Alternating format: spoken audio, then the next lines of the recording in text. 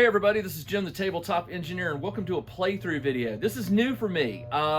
This is Bryan Swift. Bryan, you are the owner of Yellahammer Tabletop Crafts. Yellahammer Tabletop Crafts. I've known Bryan for a while now. Yeah. We go back 7-8 years, maybe more.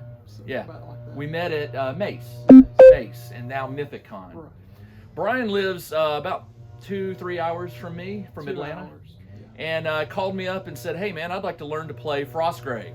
I am always up for teaching a new player how to play Frostgrave. So what I'm going to do in this video, this is not going to be a 2-hour video of us playing a game. It's just going to be snippets. It'll be us talking and you'll see some gameplay and stuff like that. But I'm going to pause the camera and we're going to get the table set up. I'm going to go over the basics of the game with Bryan. And we're going to play a game and see how he likes it. And at the end of the video, I'll pick his brain and see what he thinks of Frostgrave. Sound good? Yep. All right. Good to me. Hang on.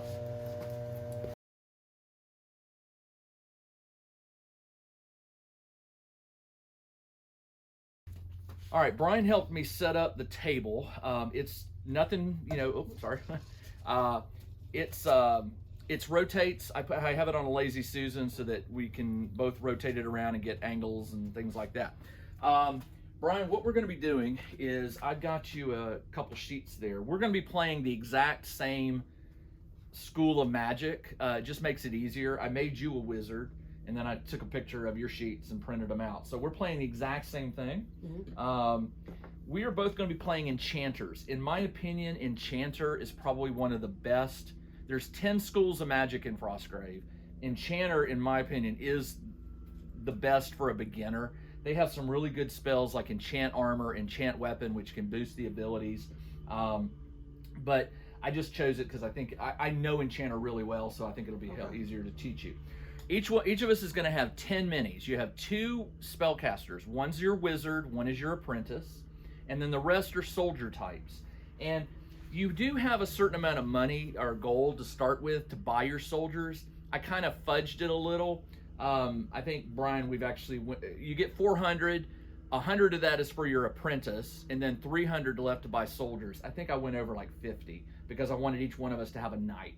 Okay. I wanted to give you a good variation of all the different, there's a lot more soldier types than what you have. Okay. We'll be playing thugs, archer, thief, barbarian, ranger, archer, and knight. So we've got a good mix of soldier types there. What I'm going to be doing is teaching Bryan sort of the game as we go. You can do that rather than force Bryan to read the rule book. He will probably need to consult the spells when he wants to cast a spell. But what we're going to do, Bryan, first is we're going to place the treasure tokens. Now, in Frostgrave, you can play it aggressively, like trying to defeat your opponent, because if you kill all your opponent's soldiers, all 5 treasure tokens are up for grabs to you. A lot of people will play it where, like, I get 2, you get 2, and then maybe we'll duke it out over the 5th one. I've played it every way you can imagine. So the way we do this is we take 3 tokens and we put them in the middle of the table. 1, 2, and I'll put the 3rd one right there. And then you get 1. And you get 1, and you could place this, we'll say 8 inches from the edge. You've got a ruler here if you want, anywhere you want. This is sort of a gimme. You're going to get at least 1. If you decide to grab it and run off the table and end the game, you at least get 1.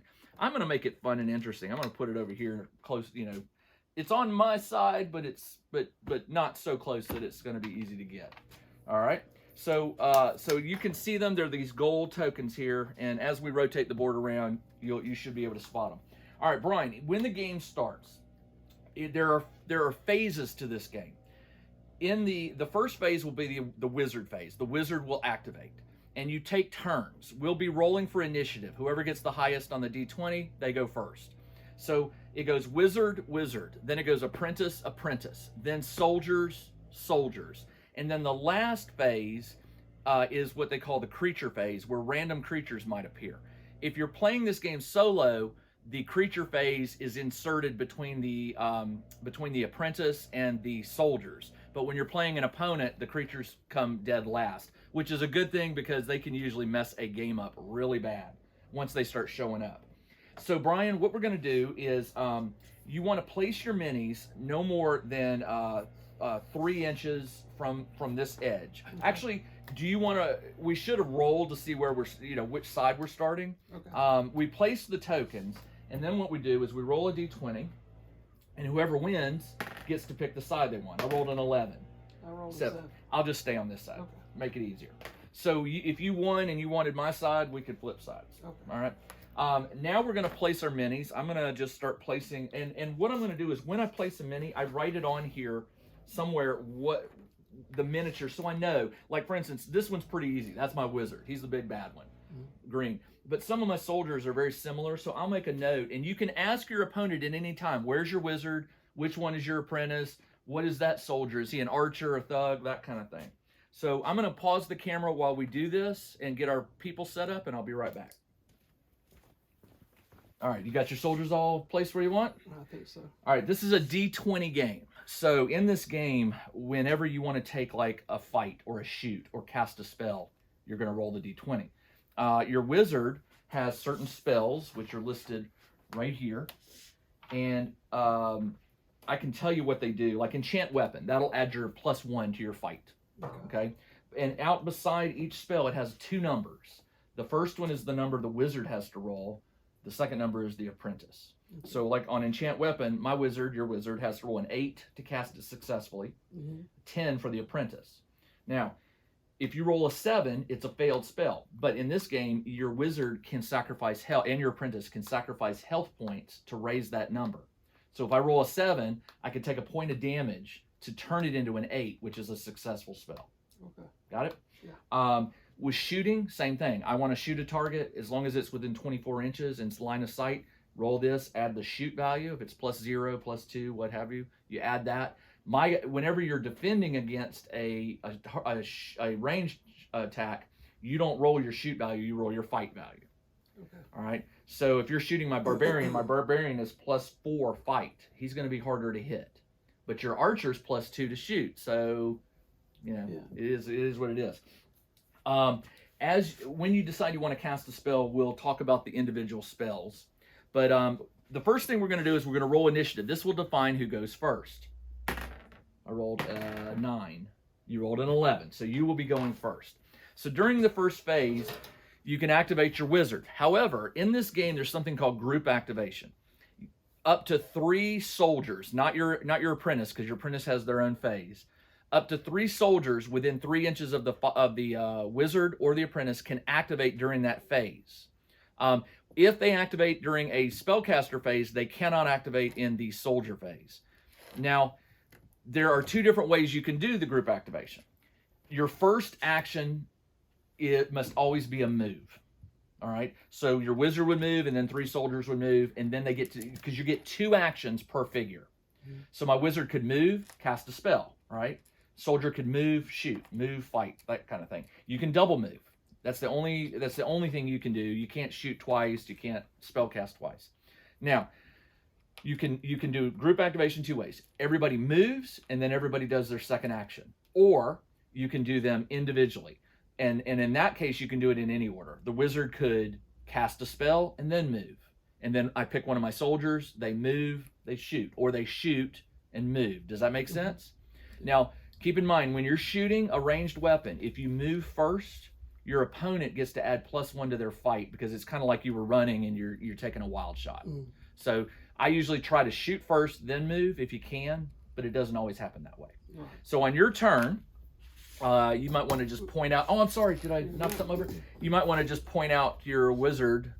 There's a wizard. Okay, and it looks like you've got three soldier types within 3 inches of him. So you don't have to do that. If you don't activate them, they will move during the soldier phase. Okay. All right.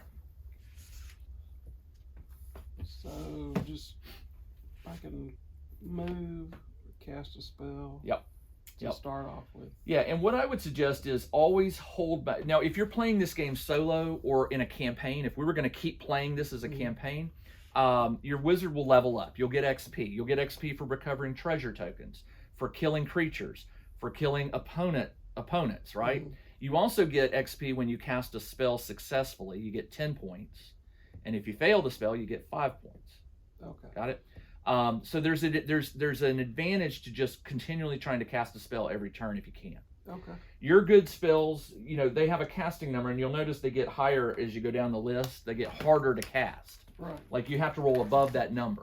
So the enchant weapon is an 8. If you want to cast it, you need to roll an 8 or higher, and you pick the target. Like this soldier I'm targeting him, and if it's successful, you modify their fights by a +1. Okay.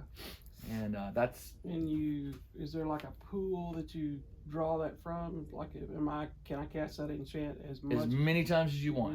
Many times you want. Once per turn, though. One spell per turn. One per turn, but I can cast it as many times. Yep.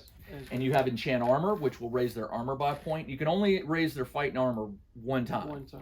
Yeah. There's a heal spell. There's a fog spell, which allows you to put this, and it blocks line of sight. You can move through it, but you can't shoot through it. You can't cast spells through it. Okay. Alright, so I think then I can move Your wizard can move 6. Now, if you double move, your second move is half. So you can move a total of 9 if you want to double move.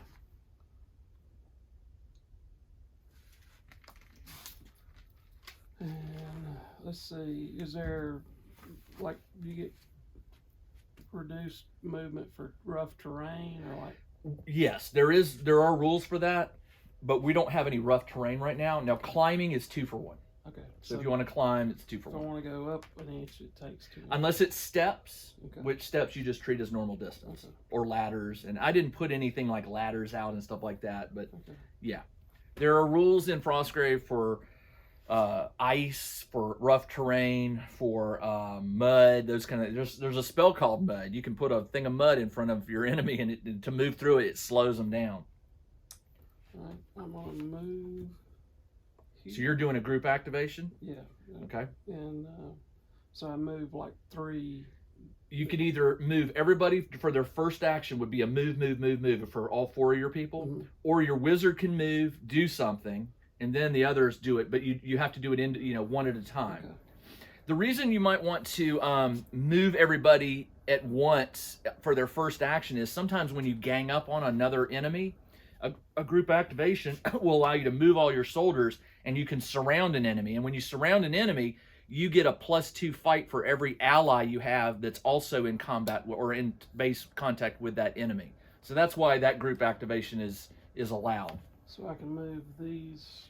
Right now, it doesn't matter if you do move, or move action. It doesn't matter because there's no enemies for you to try to gang up on. So let's see, he's a archer, so he moves 6, so he can go here. Oh, you're going the high ground, okay. And then he is a thug, and he can move there. And then he is a knight, and he can only move 5. So. The different soldier types have different abilities. So, like the knight has more health and more armor, but he moves slow. He's encumbered. The barbarian has a lot of health and a lot of fight, but no armor. He's armor 10, which is your baseline.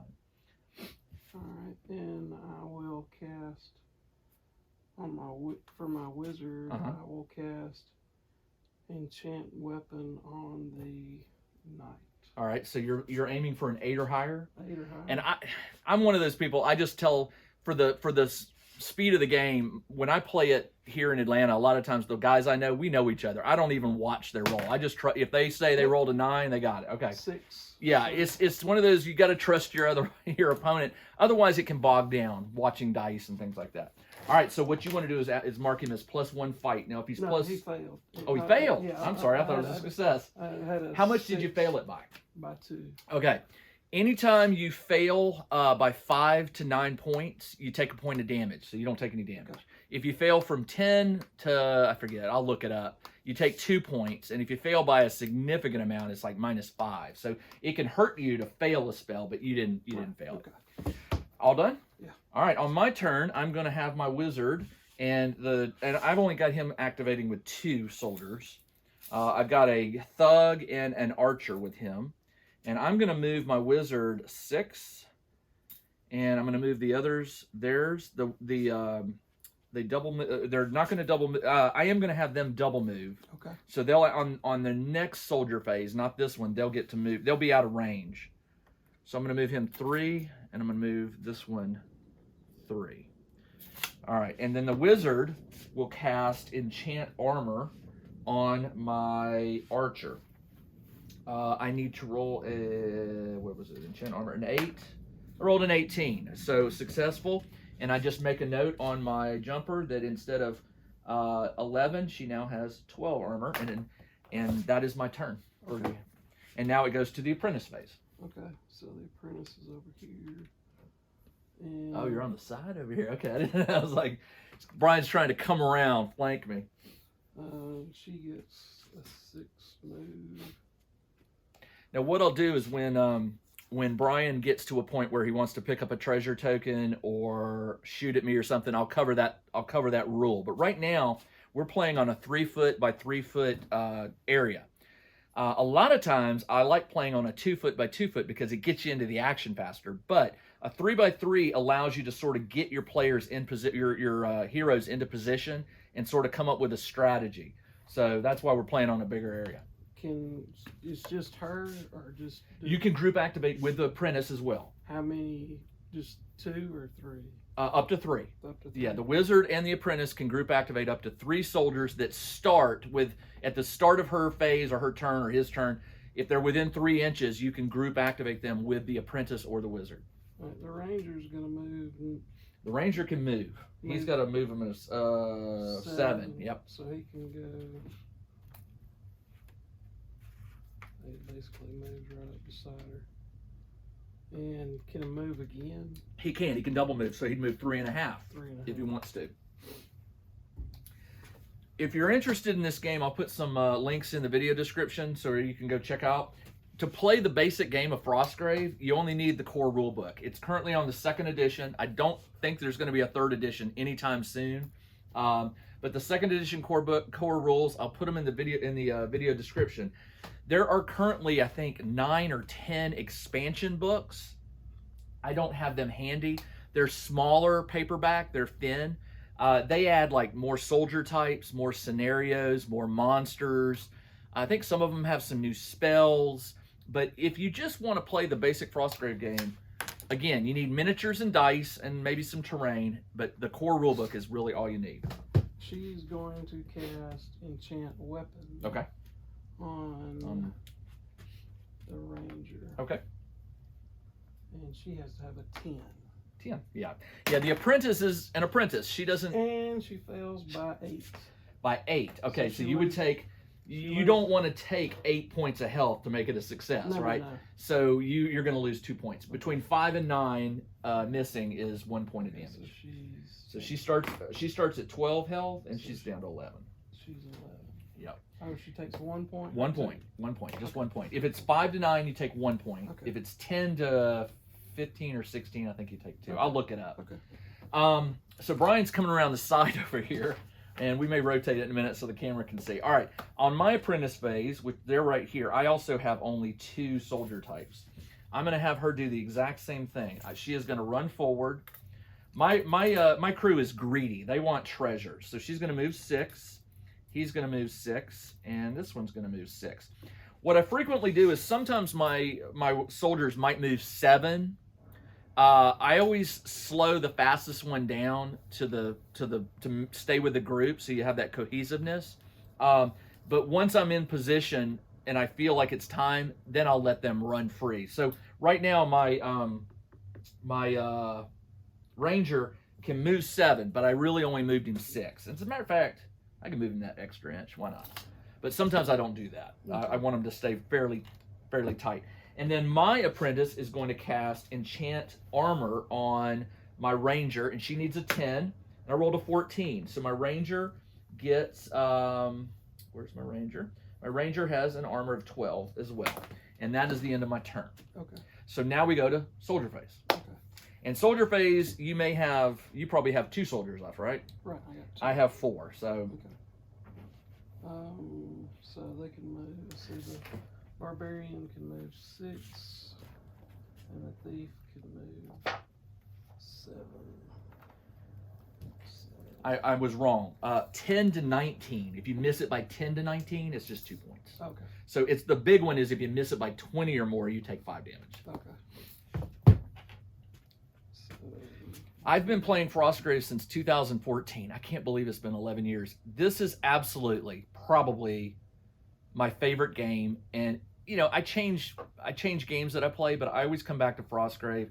It's just one of those games that you can play solo. You can play against 2. I've played against 3 other players, 4v4, or 4 players, everybody against each other. It's just a great game. If you have any questions, post them in the comments, and I'll do my best to answer them. All good? all right.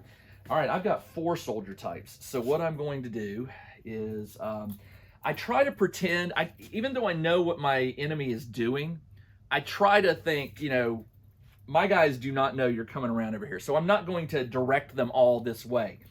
If I can come up with a good reason why they might do that, I'll roll a random die and just say, okay, on a 50% chance they go left, 50% chance they go right. But here, my wizard has given my soldiers very explicit directions.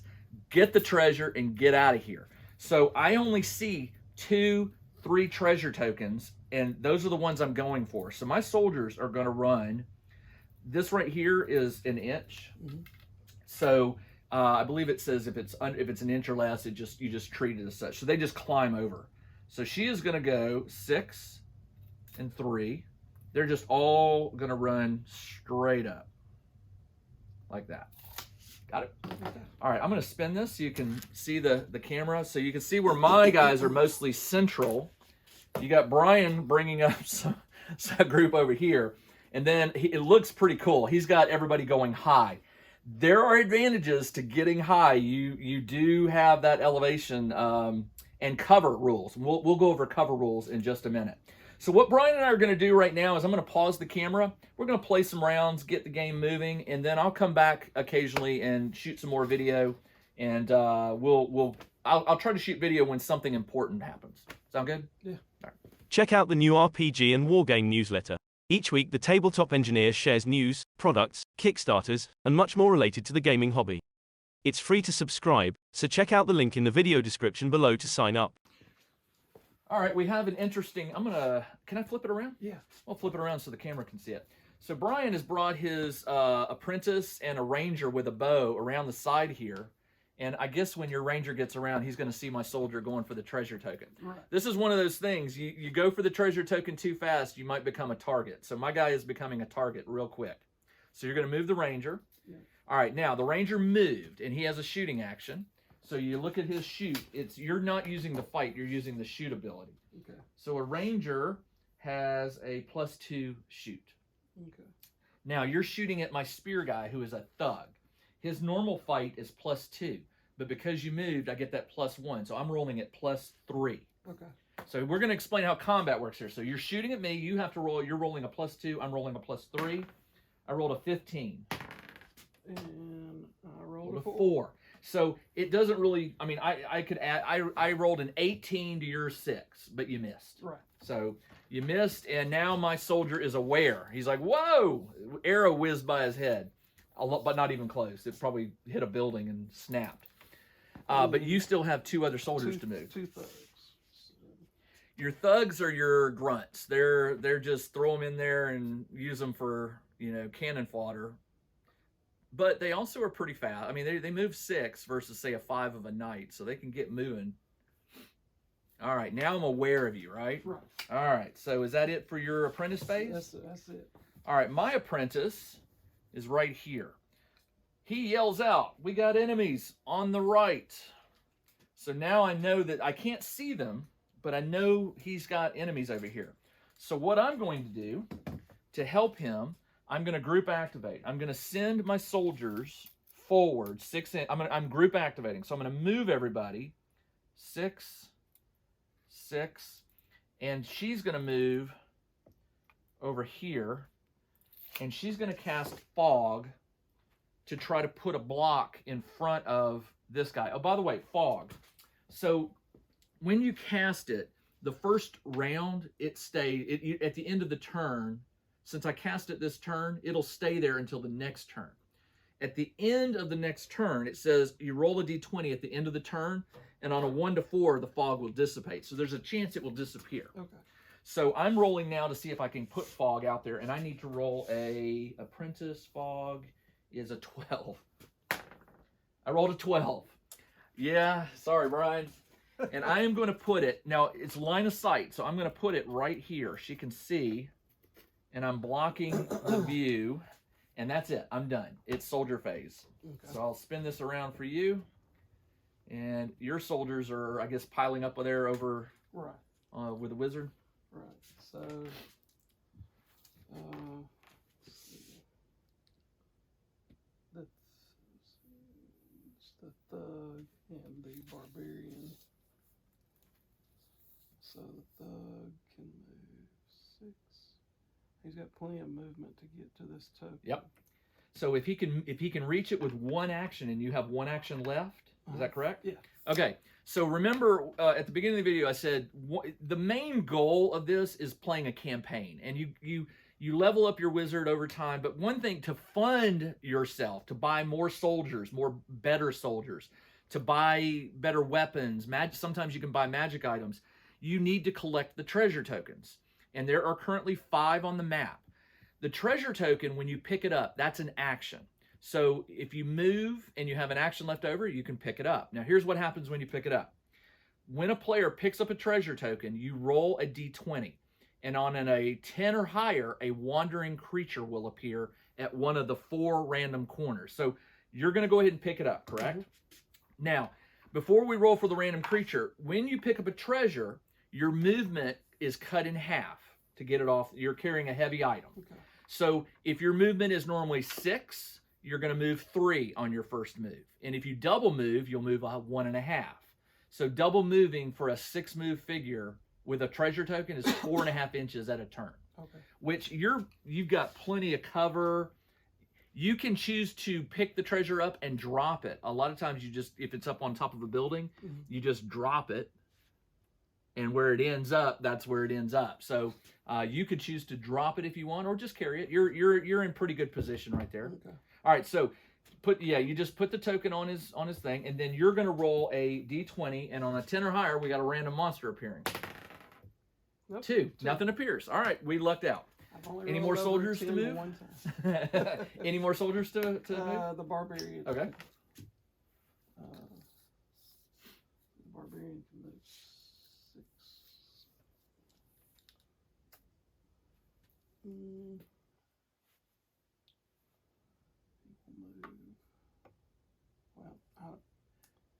Well, we'll just move right here. Okay. All done? All done? Yep.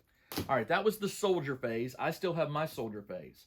So knowing that Bryan, knowing that Bryan is over here, I don't know about these other guys. I know I can't see them. If I get down here and I looked up, I wouldn't. Well, I don't know. Maybe I could. Yeah, I could see him, but I don't have a ranged weapon. So I know you guys are. I know at least one of you is up here, and I know a bunch are over here. So what I'm going to do. Oops, sorry. What I'm going to do is I positioned this thug to pick up this treasure token, but now that this is here and I've got 2 supports, I'm going to send him running all the way over to this other one. He can move 6 plus 3 is 9. So if I send him, he can't quite get there the whole way, but he'll be close. He's going to move to this treasure token, and my other soldiers, which are these 2, he's going to move. Well, he's got to go up the stairs, so she can go, oh no, she won't be able to do it in double moves. I'm going to move 5, and then 6 plus 3 is 9. I can move to the treasure token, but I can't pick it up. And this soldier is going to run his full 9 towards the one in the center, and he can't quite get there. So I didn't do, and then these 2 moved with the apprentice. So that is it. 1, 2, 3. Oh, I got plenty more soldiers here. These guys never activated. All right, we know you're over here. I'm going to send my knight, who can only move 5. So he moves 5, and then 2.5, which is not gonna get him about the wall. And then these guys are gonna, one of them is gonna go all the way 9 inches to the wall here, and then this one, my thief, I'm gonna send him up for the treasure token as well. He's gonna double move, and that is it for my turn. Okay. All right, so we don't have a wandering creature. Normally after the soldier phase is the creature phase, and that creature would move. The creature rules are pretty easy. If they have line of sight to an enemy, they'll move to the closest one. Okay. And if they don't have line of sight, you roll for their move as a random direction using like a D10 to point. And then they'll double move. If they don't see line of sight, they'll double move half their distance for their second move action. But since we don't have it, it's now back to initiative phase for Wizard. I rolled a 10. I rolled a 7. 7. I get to go first. All right. So what I'm going to do, my Wizard cannot group activate. Nobody's within 3 inches. So I'm going to, you know what I forgot to do? Oh no, it's the start of a new turn. I'll roll for the fogs at the end of this turn. Sorry, I forgot. I was going to say I forgot to roll to see if the fog dissipates, but I cast it in the last turn. Right. You get 1 free turn with it. All right, my Wizard is going to cast. Let's do combat awareness. It's a high one, a 14. But if it's successful, I add +1 fight and +1 armor to one of my soldiers. It can't be to somebody who's already had their fight and or armor enhanced. Right. So first I got to cast it. I need a 14. I rolled a nat 20. Sorry, Bryan. I'm going to cast that +1 fight on my. I'm going to give it to my barbarian, who is right here, and he is in line of sight, so I can cast it. The barbarian is now +5 fight and +11 armor. Sorry, and that's it for my turn. Okay. So Wizard phase. Let's see. So I'm currently within range of 3 treasure tokens. You've got 1 already, and you're within range of another one. So right now it's score 3-2, but it's not really a score because I haven't picked up anything yet. All right. The wizard moves there. So the wizard is going to try to cast Grenade, which is a ranged attack. It's a spell. And I've got 2 soldiers right here that I think, are you able to see them? Yeah. Oh, yeah. So the way Grenade works is you have to pick a point within 14 inches, a line of sight. So he's definitely within 14 inches. You pick that point and you roll to see if you successfully cast the spell. If the spell is successful, then any targets within 1.5 inches of that point you pick have a +3 magic attack or a shooting attack that you'll roll versus my guys. So I assume you're picking like right in the middle of them? Right. All right. So 2 soldiers. He's got to roll a 8 or no. A grenade. Grenade is 10 or better. 10 or higher. 19. 19. That spell is successful. All right. So you have 2 enemies here. Which one do you want to attack first? And this is going to be with a +3 shooting attack. So that's my thief. My thief has a fight of +1, and you are rolling +3. Okay. All right. I rolled a 16. I rolled a 15. And a 15. So nothing happens. Okay. And then the other guy is a thug. He's +2, and you're +3. And I rolled a nat 20. I'm rolling hot today. What can I say? So it was a successful spell. So you would get XP for that. Right. But it just didn't do any damage. Right. But now you've got your wizard. Well, lucky for you, I don't have any ranged weapons that are drawn on him right now. Right. That's one of the things in this game is you take a risk with your wizard, you risk somebody taking a pot shot. This is a gentleman's game. I've played frequently with players where we sort of are, it's sort of understood you don't take shots at one another's wizards. But sometimes if your wizard does something really brazen, or maybe they killed my thief, it's anything goes at that point. So, but I can't go after your wizard. So you won. Did I win initiative? You won initiative. Or I did. You won. So initiative. Now it is. Did you group activate everybody you wanted to? Yeah. Let's see. The archer. I can go. He's an archer. So I can move. You can move him. He can move if you're going to double move him. He can move 4.5 inches in total. Or you can drop the treasure as an action. Oh no, and it's then, this guy. Oh, okay, This sorry. guy behind you. So he will move. So Brian's bringing an archer in front of his wizard to take another shot. Try another shot at one of my soldier types. He's going to move all the way out. Okay. Which one do you want to target? I got a thief and a thug. The thief moves faster. If he gets the treasure token, he can probably get it off faster. So but his armor is, well, no, his armor's 10. So it's the same armor. His fight is +1. The thug's is +2. So definitely shoot at the thief. He's going to be the easier target. Yeah. So I'm just +1 to fight. And I'm just the archer is +1. Or no, +2. +2. Yeah, and I rolled a 9. I rolled an 8. So you missed. So, All right. yes, So is that your that. wizard? That's my wizard, and the thug is moving, or with a treasure token can move 4.5. 4.5. So he can move to here. So he's gone. There's no way I'm catching him unless I really put some muscle into it and got lucky with maybe a range shot. That's one treasure token off the board. And when you can leave any edge when you're off, you've got that. It's yours. Okay. Now when a person leaves, they can't come back. Okay. So sometimes what you'll do is you'll leave the treasure tokens on the edge if you need support, right. And then as the game winds down, you make a run for it, grab the treasure, and get off. But all right, so on my apprentice's turn, I'm going to spin it. My apprentice sees that this guy just took a shot at my thief. He orders the ranger to move up. I'm group activating.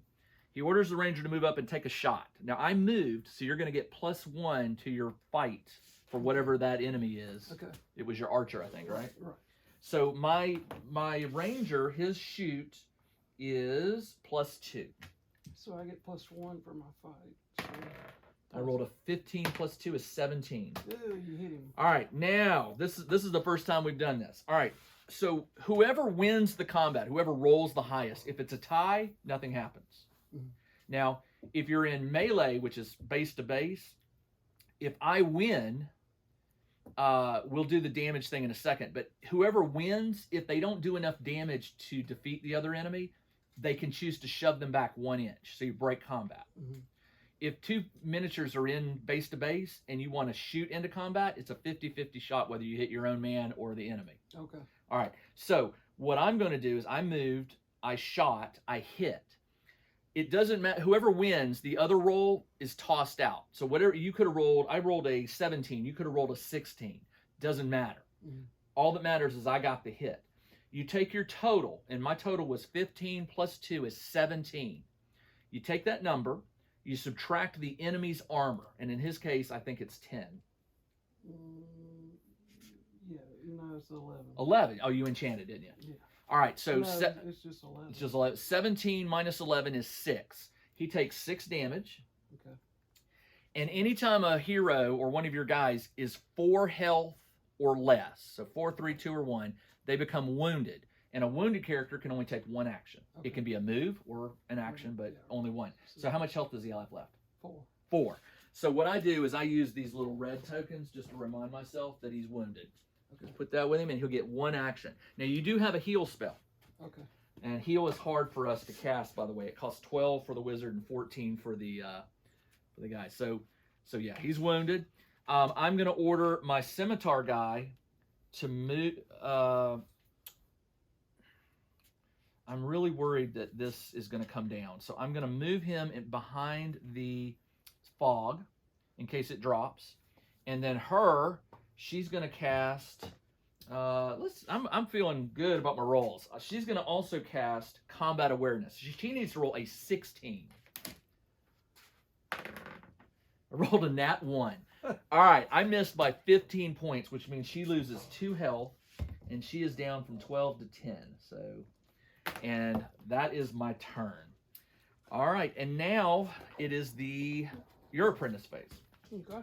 I'm going to spin this around to you so you'll see them better. She is going to cast.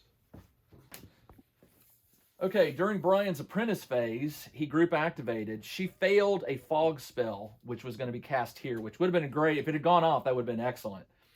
She moved a soldier up to grab a token, and you have to roll. You're picking it up, I assume. Yeah. So you roll a d20, and on a 10 or higher, we're going to have a random creature appear. 5. No random creatures. We're getting lucky. Random creatures are scary because there's a random chart, and you roll on it. It might summon like a wild dog or a spider.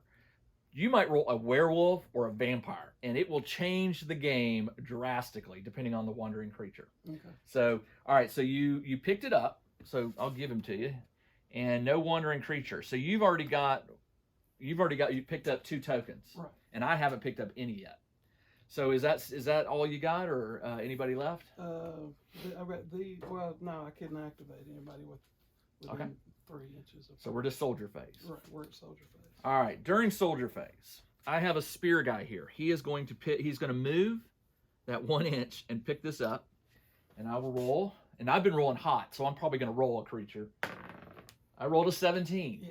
All right, so for a wandering creature, this is bad. All right, so just so you show, there are 3 columns and 20 rows. So the first thing we do is we decide which column we're going to do. So we're going to do column number 18, and they get more dangerous this way and this way. So I rolled 18, so we're in this column. And then I rolled a 10, so we're going to get a large construct. Well, Bryan. Now I regret printing those for you. Bryan actually 3D printed me these large constructs. So I'm going to let you do the honors. Whenever this is just something I do. Whenever I roll for random, I always choose from my position. Mm-hmm. So for you, what you can do is you can roll a d20, and this will be 1, 2, 3, 4, 5. That'll be for I'm sorry, I handed you the wrong one. Roll your d20. So from you, this will be 1, 2, 3, 4, 5, 6, 7, 8, 9, 10, 11, 12, 13, 14, 15, 16, 17, 18. So don't roll a 20, a 16 to 20. Yeah. And of course I rolled a 16. So Bryan just rolled that a construct has appeared right here. Now it will not activate this turn because, well, no, it will. It will activate during the creature phase because we haven't got to the creature phase yet. So Bryan, you may want to rethink your direction and maybe, we'll go that way. Just so you know, the construct, the large construct, he's slow, if I remember right. You might be able to outrun him. The large construct is, and I'll write all this down so we don't have to. Where are you? Here we go. So he moves 4. He's slow, but he's got +4 fight, 13 armor, and 14 health. Yeah. And he's large and strong, so he does +2 damage when he hits. If I remember strong, I think that's +2 damage, +2 damage. So however much damage he does against your armor, you add 2 to it. Okay. So so I picked up a treasure. I moved and picked it up. So he is done. This guy is going to pick up this treasure. All right, you ready? Yeah. 10 or higher. 5, nothing. 14. Well, you don't roll. I do. Oh, okay. Yeah, I just rolled to see if a wandering creature appeared. So he's safe. This one, my thief, will pick up this one. So I've got 3 tokens picked up. 4, nothing. So I moved him and I moved him. So this guy can move. I'm going to have him move up to the fog because I think the fog is going to go down. And then these 2, she steps around. 1, 2. I'm going to spin this so you can see. So this is my barbarian, by the way. She's got the double-handed sword. So the barbarian can move 6. So she moved 2. She'll double move, but she can't fight because she had to use both her moves. So she's engaged you. The knight is going to come around 1, 2, 3, 4, 5. And for a 2.5, I will move up. And that's all I can do. And that is all of my soldier. Well, actually, he picked up. He can still move. He's my thief. So he moves half, which will be 3.5. So he's gonna go this way, away from, well, he doesn't know that's back there, but he's getting out of here. He's got the token, and they all moved and picked up. So I'm done. Okay. All right, now the fun part.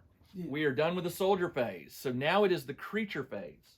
So what we do is we look at the creature and go, does the creature have line of sight? Well, the creature has line of sight to your wizard and these guys. Now, he's the same way. He moves if he moved 4, he wouldn't even be able to, he'd get here, and that's all he can do. He could double move, which means he'd probably only be able to get about 1 inch up. Okay. So I'm going to let you decide. Does he go up? Does he try to climb to get your wizard, or does he go the way that he would just climb the? I would treat that as double. So it's 1 inch, so it would take 2 inches to climb that.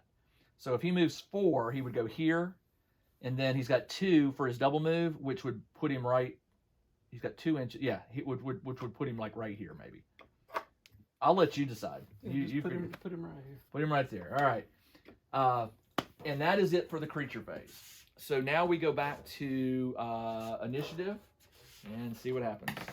I rolled a 9. Nat 20. So you'll be going first, and let's see what happens. I'm gonna let the camera run because I think this is gonna be interesting to see. I'm gonna turn it just a little bit. What do you think? What are you thinking, Bryan? I'm thinking it's time to get out of here. I'm thinking you're thinking I shouldn't have printed them that big. Yeah. All right. I love that the large construct you 3D printed for me is the first random creature that I rolled up in your first game of Frostgrave. Yeah, I think that's hilarious. I appreciate that. Yeah, well, it was faded. Okay. So it's wizard phase, right? You know what I didn't do? This could change things. I got fogs. Oh yeah. This one, 1 to 4, it disappears. 15. This one, 1 to 4. 3. Yeah. Oh, this one's gone. That may change things for you. Yeah. All right, your turn. All right. The deal is, though, I got to get out of here.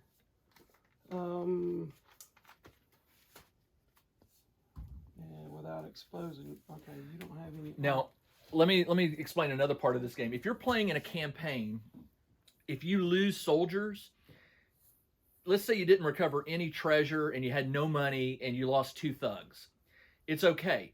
In this game, thugs cost nothing. So if you lose a thug in your next campaign, you just recruit another thug. Okay. It's the really powerful ones like barbarian and archers and knights. They cost more money. So what I would do if I were you in this situation is I would take 1 or more thugs and I would encounter, or I would engage that guy to slow him down so that you can get that token further away. Right.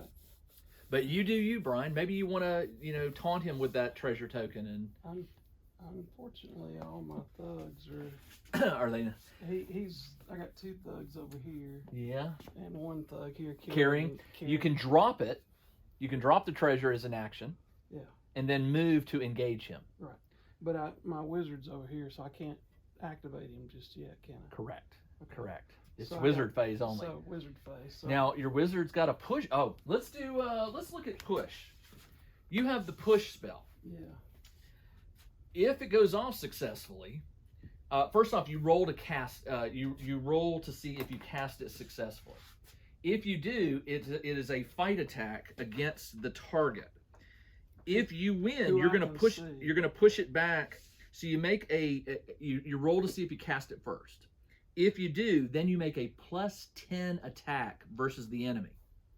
So for every inch that you beat his armor, let's say you assume you win that +10 attack, for every 1 point you beat it, it pushes him away from you 1 inch. Okay. So you would shove him, and it's in the direction of the wizard. So if you did, it would push him all the way to here. You can't push him off the map, but it would push him away. Okay.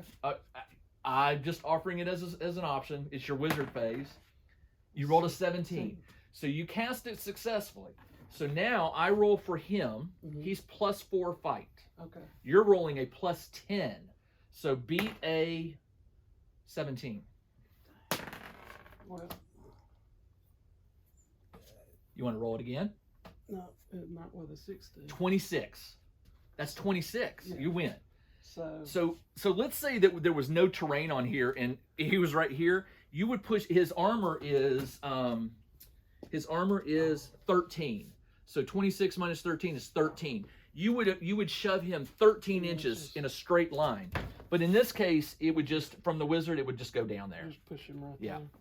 I'll put him right there. What I would probably do if I were really playing in a campaign, I would tell my opponent that was going to do some damage. We would roll for like, we would agree, like, you know, he's gonna go pushed over this and he's gonna fall, and he's probably gonna take some damage. Oh, We would just gentleman agreement that he's Yeah. gonna take like 5 damage or Okay. 4 damage or something. Alright. So if he was here, He would come. he would fall here. So he's way over here. Okay. So that did save you some time. All right. It's always you draw a straight line from the wizard Okay. to the target, and Okay. it's directly away. Okay. And you would record that as a successful spell, Mm-hmm. and your wizard can still move. Okay. The wizard is going to move 6. Yeah, the wizard's getting out of town, I assume. I could jump down. Jumping is different. For every, you can jump 3 inches, or let me look it up. I try to remember all the rules, but it's a lot of rules. 49. Jumping is different. You may jump down a distance equal to. Okay, a figure may jump any distance provided it moves an equal distance in a straight line. So if you want to jump 3 inches, you have to move 3. So you could do it. I think you probably could. The height there is probably, I don't know what that is. What is it, 3? 3. So if your wizard moves at least 3, they could jump 3. So, Okay. so you would say 3 and 3. Okay. So he jumps down, And that's it. and then I'm gonna activate. You're gonna group activate, yep. Activate the archer. Now he's wounded, so he's got 1 action. So he's moving. He can move or he can shoot. Yeah, he's moving. Archers cost 125 gold, so they're worth trying to save. So he moves 6, but he's also wounded to 4. So He's just to 1 action. One you can action. still move your full Okay, 6. okay. Now, a wounded character is -2 on all their rolls. Okay. So if he's a +2 fight, now he's a +0 fight. Okay.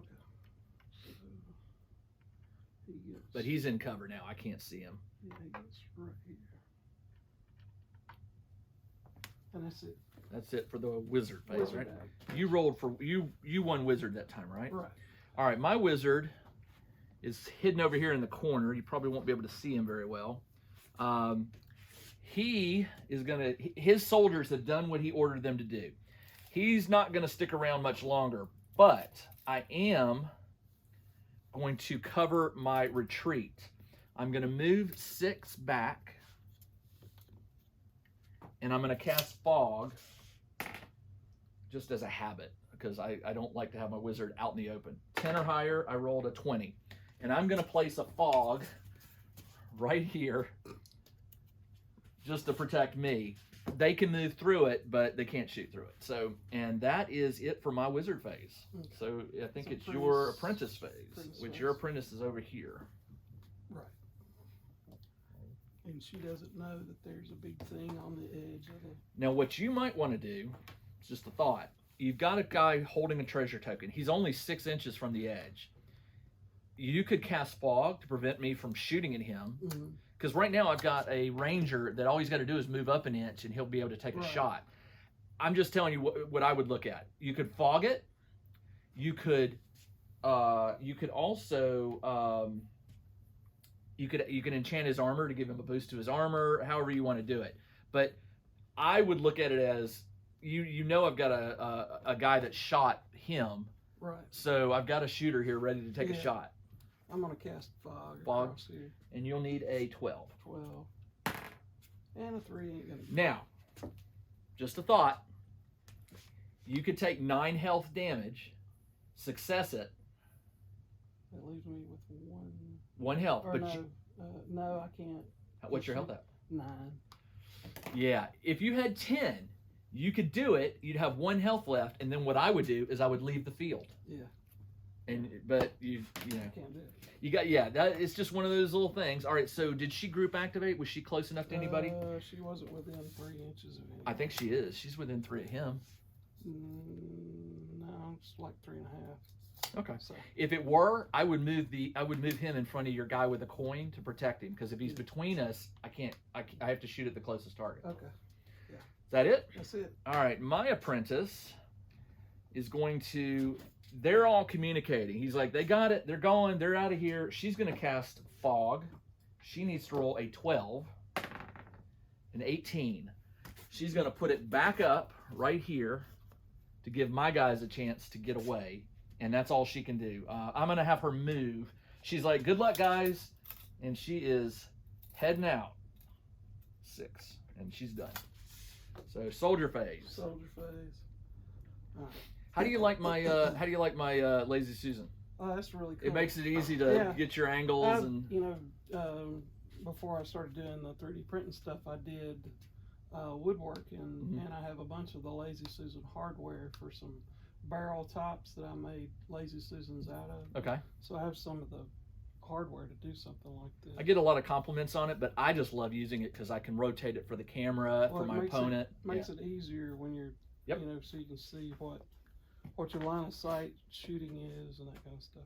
All right, so it's soldier activation. Soldier activation. All right, Mr. Token Man is going to move.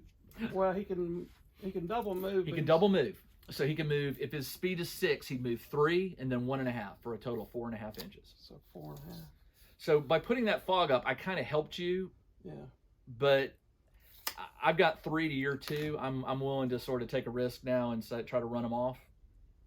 So he can't quite get to the edge. But right. But the fog is not going down this turn. You still got that fog coverage for a bit. But we have some soldiers to fight, don't we? Yeah. Now, I'm engaged with you. Yeah. So you could try to move, but I will get an opportunity attack. Yeah. So do you want to fight? Yeah, let's fight. Now before you do, this is what I would do. Move this soldier into combat with me. So now you have 2 to my 1. That extra ally gives you +2 on whoever attacks. Okay. So when he attacks, he'll get this +2, and when this guy attacks, he'll get this +2. Okay. So you've moved him. So now that's your archer, right? That's my ranger. Your ranger. Okay, your ranger has a hand weapon, so it's a normal D20 attack, and the ranger is normally +2. You're going to get +4. Okay. Now my barbarian is also +4, so it's an even up fight. You ready? I rolled a 21. I rolled and not. All right, not so the 21. ranger wasn't successful, but you still got another soldier. Okay. Is that just a standard thug? Just a standard thug. So +2, so +4 versus my +4. I rolled an 8. 20. Okay, I think you.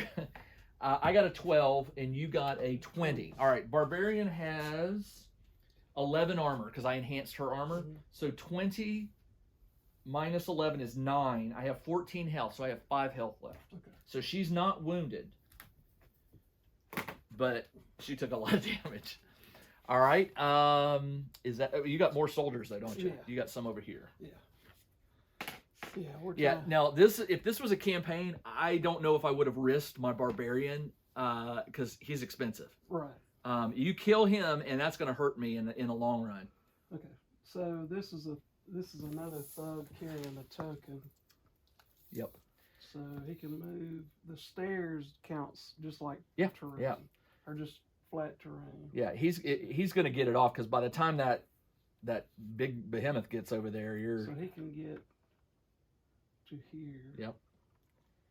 And on your next turn, you could choose to drop it, and then he's back to full movement until he picks it up. It's up to you. It's however you want to do it. Yeah. But if I were you, I would send somebody to engage that guy when he comes up the stairs, because otherwise he could possibly, if you get somebody closer to him than this guy, he won't move to the closest enemy.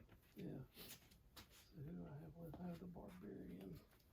The barbarian can. He's +4, the barbarian's +4, so it would be an even fight. But again, you lose to your barbarian. If we were playing a campaign, that's a big loss. Yeah, I don't have any. But we're playing a one-off. Go for it. It's fine. Go for it. So he can move. He can move to here. To that. Yep. And he is now the closest enemy. So you could double move him if you want. And that just keeps the construct further away. Yep. Now the second move is half the movement. Oh, so So he'd still be maybe at somewhere up the stairs. Yeah, somewhere right in there. Say he slid down the snow and he's at the bottom of the stairs. There you go. That's fine. I'm gonna let you engage him on the creature phase. Yeah, it's not gonna be fun. All right, and then let's see. The thief can do 7 movements. 7. So Which one's the thief? This Oh is yeah. this guy. So he can get to here. And jump down. You can jump too. Up to I think it's 3. I think it's. Well, that's like 2 inches. So Yeah, it's he fine. can jump down to there if he just moving. Yeah. And then this is the knight. He moves 5. And here, and he can jump down. Sure. And, Yeah. Usually in a campaign, once your guys are done, try to get them off the map so they don't get hurt. All right.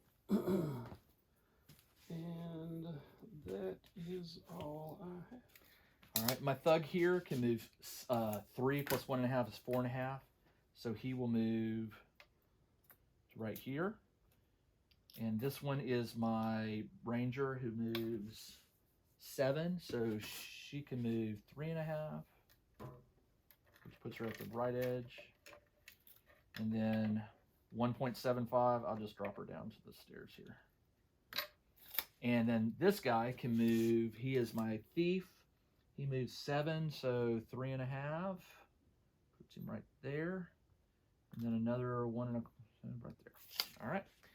And that is it for the soldier phase. Now we do the creature phase. All right. So this one can move 4. So his movement would be here, and he'll attack. He's +4 to your +4.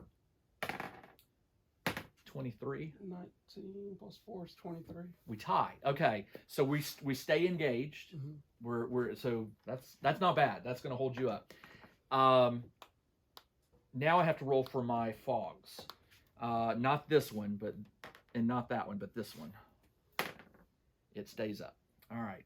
Now at this point, you can call it sort of. It depends on. A lot of times, the 2 players will agree that at this point, I'm going to run them off on soldier phase. Or I didn't even move them. Sorry. On my soldier phase, I would have gotten them out of here. So they would have moved 9. Whoops. 9 and 9. They're just getting out of dodge. But we still got to deal with that over there. Yeah. I forgot. So she's ganged up on again. So she's +4. But each of your guys, I'm going to attack the archer. Okay. So I only get the 1 attack. So I'm +4. I rolled a 9, 13. And I have to roll. I got a 17. So you win. 7. Is it a total of 17 with the mod, or No, it's just raw. so it's 19. 21. 21. 21 is going to kill her because her armor's 11. She does 10 points. So you just took out my barbarian. Oh, okay. Now, when one of your guys dies, that doesn't mean they're dead. At the end of a game, after every game, you go to this table. For your soldiers, there's a specific table you roll on. If you roll a 1 to 5, they're dead. 6 to something, they get an injury. And then 9 or higher, they're fine.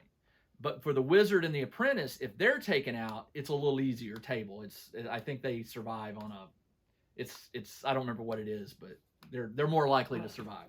But she's out of the game, and I would have to roll. So let's roll it. If I roll a 1 to 4, I rolled a 7. So she's gonna get it's gonna be like a wound, I believe. And the wounds are things like you would lost eye. Let's see. She got a 7 is a badly wounded. So a badly wounded. The only ones that can get the injuries are the wizard and the apprentice. Sorry. So badly wounded just means that she would miss the next game. So I would be, unless I had the money to replace her, fire her, and hire somebody else, I would be coming to the next game with 9 miniatures instead of 10. So there you go. All right, and this guy is going to bug out. I don't want him dead. So I lay them down when they're out. And that is it for the creature phase. We roll initiative. I rolled a 16. I rolled an 18. You get to go first. All right. So your wizard, you could leave. You could cast a spell. It's up to you.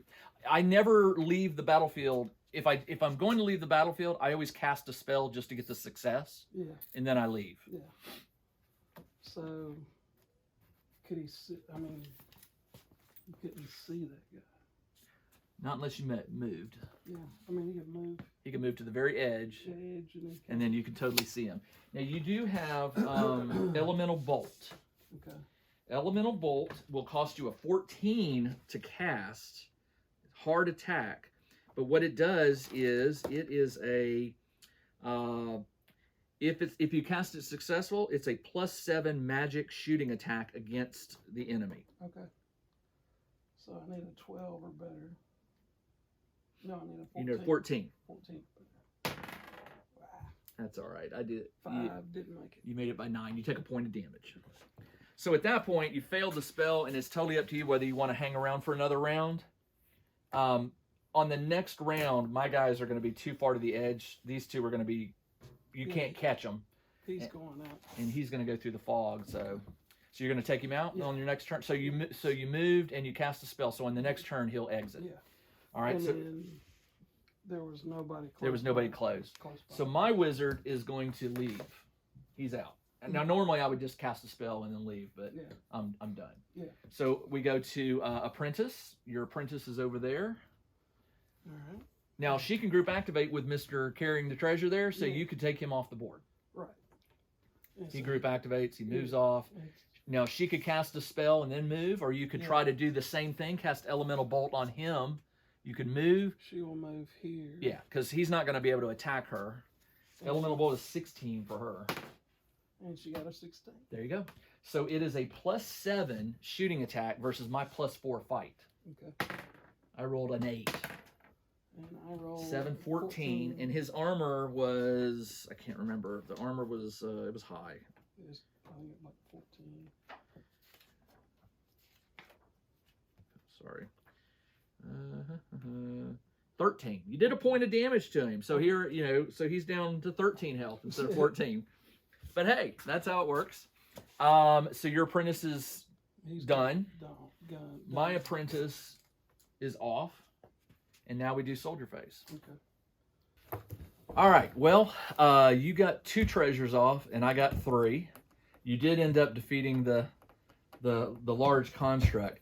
What do you think? You like it? Yeah. The gameplay is pretty quick. Being from a Pathfinder background, it's much more streamlined on combat. It's once you get up into the higher levels, like my homebrew group, it's pretty big slog on combats. It takes a while. So this is pretty fast paced. Good. And glad you like it. One dice. Yeah. To remember. You have to remember in this situation. I use a D8 in this situation. I just use the D10 for rolling when a wandering creature moves randomly, and that's the only other die. And I do use D6 to track like health and things like that, but you don't even have to do that. Right. Before we go, I wanted to talk to you about your business. Bryan has a 3D printing business. You sell terrain and miniatures. Right. Do you do custom requests? Yeah, you can email us at on our website is Yellahammer Tabletop Crafts.com. You can email us through there. Okay. You can get through on our social media. We have Instagram, we have Facebook, so you can see some of the stuff that we've done for ourselves, for our home game, and then the stuff that we print for other people. But if you have a file that you wanted printed, you can just email it to us or send it to us, and then we can work out, and we can quote you a price on about how much it would cost to print it and mail it and that kind of thing. I'll put Bryan's contact information and all the details he just provided in the video description, so you don't have to remember it. It'll be there. Thanks for driving 2 hours to come play Frostgrave with me. I don't get to play Frostgrave in a competitive game very often. I used to have a group that we played pretty frequently, but you get kids and family and things just start falling apart and you just can't get together. So I usually play solo, so it's nice to be able to play a competitive game. And hopefully maybe I can convince you to come back. Maybe next time we'll play a game of Stargrave, or we'll play something else. We'll introduce you to something else. Yeah.